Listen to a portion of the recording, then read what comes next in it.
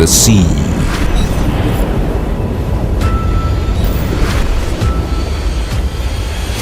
Vast. Inscrutable. Requires an eagle eye. A constant gaze.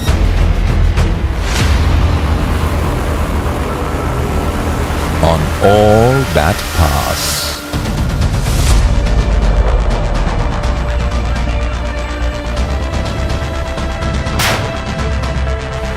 For India, from time immemorial, the sea has afforded opportunities and challenges that altered history. Change has always come from the sea, generation after generation.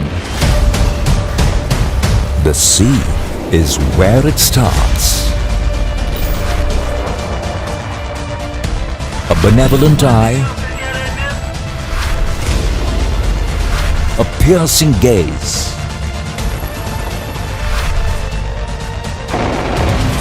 the Indian Navy is tasked with both. Defending India's sovereignty, uncovering threats, aiding partners,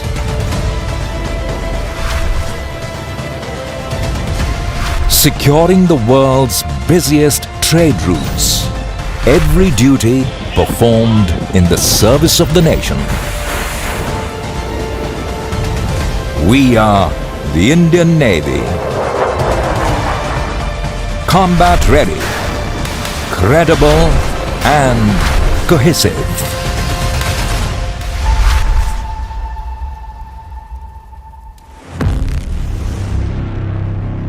Exactly 49 years ago, we had an opportunity to serve our nation as a force at sea.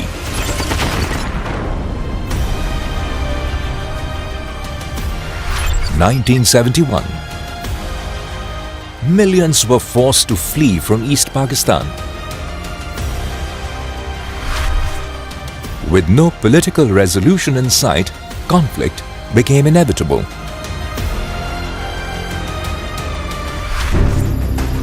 The Navy was tasked with delivering the hammer blow from the sea, with strikes aimed at decisive outcomes. Destruction of all Pakistani assets at sea and on land. Control of the sea in defense of the homeland. Total blockade of movements from ports in both East and West Pakistan. The 1971 war was a watershed moment in the history of the Indian Navy. Admiral S.M. Nanda, the then Chief of the Naval Staff, was very clear that the Indian Navy must adopt an aggressive posture. The Indian Navy's contributions were instrumental in India gaining decisive victory in the war and towards the creation of a new friendly neighbor. The night of 4th December 1971, it began with a daring, unprecedented strike by missile boats on Karachi, inflicting extensive damage to Karachi harbour and shipping. Since then, we celebrate the momentous day of 4th December as Indian Navy Day. A second missile attack on Karachi harbour achieved further destruction of the enemy and maritime dominance for the Navy. On the Eastern Front in the Bay of Bengal, aircraft carrier Vikrant was a force multiplier for the Eastern Fleet. From airstrikes to the blockade, Vikrant's impact was forceful through the length of the conflict, as strikes by Sea Hawks prevented East Pakistani forces from using the seas.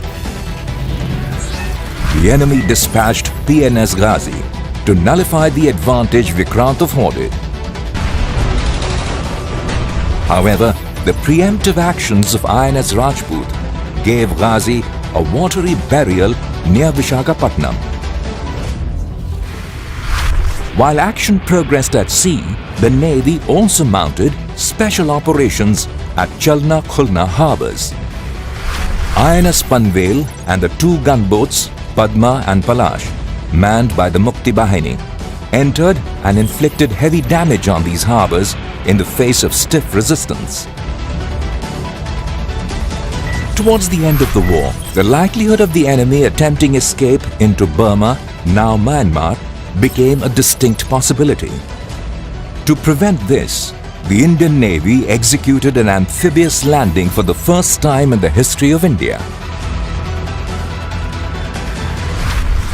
As we celebrate our victories, we also pay homage to the brave martyrs of INS Khukri, who made the supreme sacrifice in discharging their duty in the late hours of 9th December. We owe a debt of gratitude to martyrs and veterans of the 1971 war. So this year, we begin the Golden Jubilee celebrations of our victory and the Navy's decisive role in the conquest of a foe and the creation of a friendly neighbor.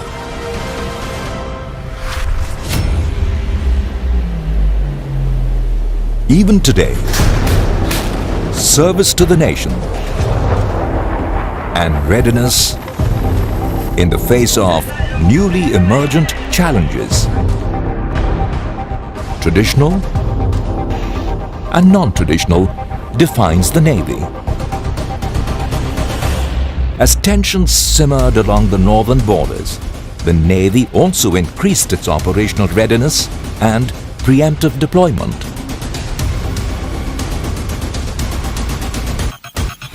This is one of the sorties where we are operating near the LAC. The Pieta has been in the forefront of operations as far as building up our MD is concerned. We have our footprint all the way from Malacca, Sunda to Lombok in the east, all the way till Seychelles, Gulf of Aden and the Persian Gulf at the west.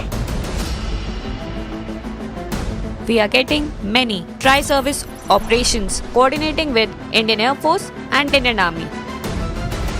When COVID-19 appeared as a threat to all humanity, the world started looking inwards. But the Indian Navy stepped out, putting its shoulder firmly to the wheel in support of national efforts. We created 24/7 telemedicine facilities, mobile dispensaries, mobile blood collection centers, state-of-the-art labs for testing facilities, and also COVID management centers across all naval hospitals, across all commands. We were able to save a lot of lives, prevent a lot of infections, and also keep our sea warriors combat ready without affecting operational readiness.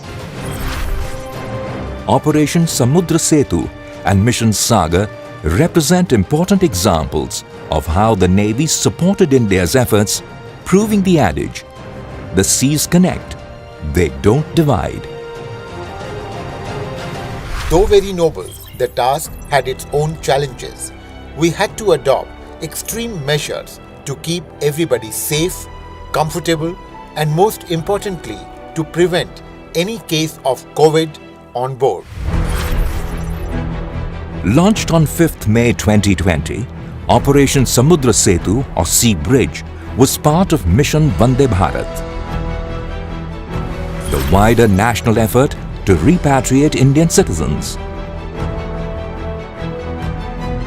Over 55 days, covering 23,000 kilometers, it was the largest such repatriation by the Indian Navy till date.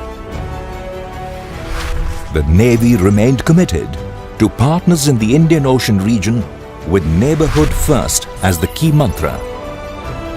The Prime Minister's vision of Sagar, security and growth for all in the region, was consolidated during COVID.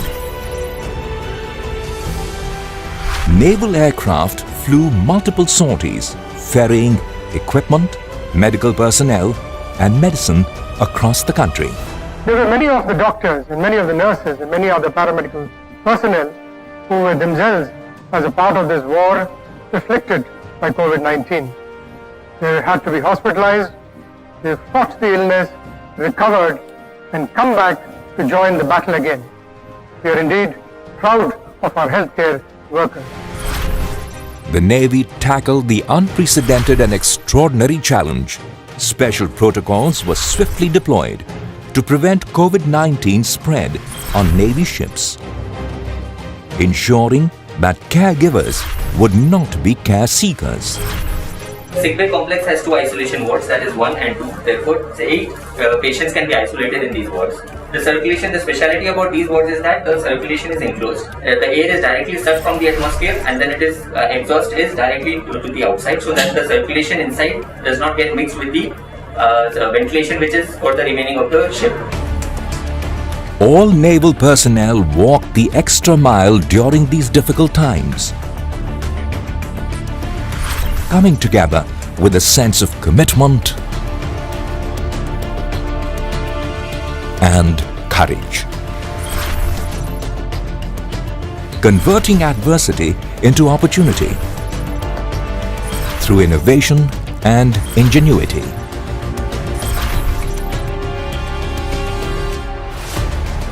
Despite the pandemic, our combat-ready ships were fully deployed, protecting India's interests, allowing the Navy to forge and maintain partnerships with global maritime powers. Our operational readiness keeps the oceans peaceful and supports a free and open maritime space for regional prosperity. The 24th edition of Malabar Naval Exercise off the Indian shores, a showcase of synergy and coordination between friendly navies. It is based on shared values and commitment to an open, inclusive Indo-Pacific and a rules-based international order. With 2 extremely powerful aircraft carrier groups operating in tandem, this edition of the exercise saw interaction of various kinds, ranging from complex air-to-air maneuvers between the jets that operated from the deck of Vikramaditya and those that operated from USS Nimitz. We fight and we train, in which we interact with the foreign navies, with the air arm, and we revise our procedures, revisit our SOPs, and finally we can very proudly say that we are completely interoperable. We also been involved in advanced coordinated anti-submarine exercises, underway replenishment, anti-air firing, and lot of surface firing exercises.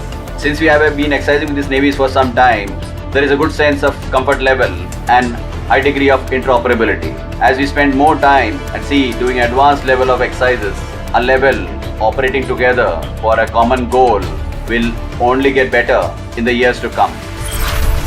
Indian and Japanese naval forces conducted exercises near the Malacca Straits.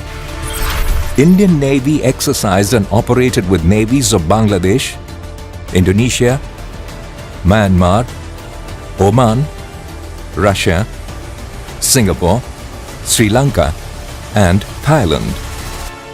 When merchant ship New Diamond, carrying 270,000 tons of oil, caught fire off the eastern coast of Sri Lanka, Indian Navy responded to help douse the flames. The Indian Navy has emerged as the preferred security partner for the region. Indigenous shipbuilding activities continued despite COVID, making India self-reliant, while ploughing investment back into the Indian economy. INLCU L-57 was commissioned into the Indian Navy at Port Blair, an amphibious vessel tasked with transporting and deploying troops and equipment from ship to shore. INS Kavaratti, the last of the 4 indigenously built anti-submarine warfare stealth corvettes, was commissioned as a combat-ready platform. Vagir launched.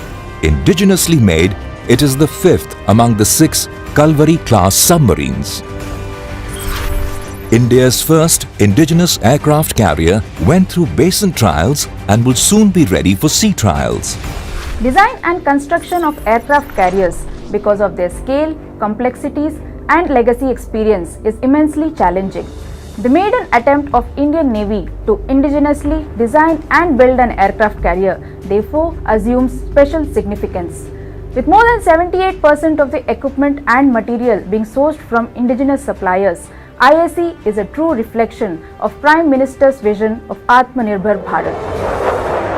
ISE has completed trials of equipment and systems in harbour and is now being readied for sea trials. Ships delivery being targeted by end 2021 will take India into elite group of nations having niche capabilities of design and construction of an aircraft carrier. Naval Innovation and Indigenization Organization is a step towards the goal of Atmanirbhar Bharat, New India, a trusted regional power, an aspiring economic powerhouse, can no longer neglect the sea. The Indian Navy builds trust and bridges with our maritime neighbors in the Indian Ocean region, while maintaining a keen gaze on matters affecting India's national security. Going forward, India must be a friend with friends and a merciless foe to our enemies. We must never forget that for India, the sea is where it starts. Therefore, the Indian Navy will forever be combat ready, credible and cohesive.